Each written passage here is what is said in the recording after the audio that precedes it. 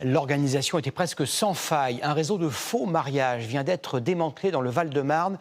Moyennant plusieurs milliers d'euros, des femmes de nationalité française acceptaient d'épouser des hommes en situation irrégulière, ce qui leur permettait d'obtenir des papiers.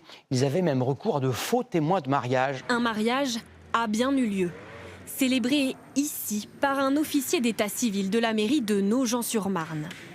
Il y a eu un mariage en mars 2025, dont je n'étais pas maire à l'époque, entre une Algérienne et un Français. Et il se trouve que cette Algérienne avait produit en fait des papiers qui étaient des faux et n'avait pas de titre de séjour.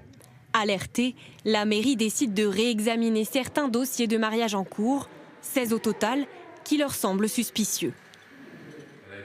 Il y en a eu 6 qui ont été autorisés et 10 en fait, qui ont un petit peu disparu dans la nature parce que en fait, ça devait être des mariages, des faux mariages. Une information judiciaire est finalement ouverte par le parquet de Créteil qui soupçonne un réseau de mariages blancs.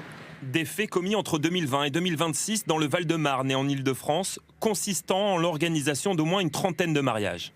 Avec un même mode opératoire. Contre plusieurs milliers d'euros en liquide, des hommes ou des femmes célibataires français acceptaient de se marier avec une personne en situation irrégulière pour lui permettre d'acquérir la nationalité française. Selon nos informations, l'une des mises en cause reconnaît même s'être mariée à 3 reprises. Les mariages prononcés ne peuvent être annulés.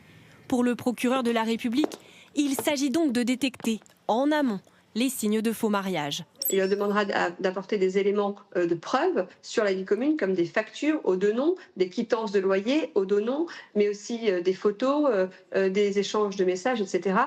Dans cette affaire, 6 personnes ont été mises en examen, dont une placée en détention provisoire.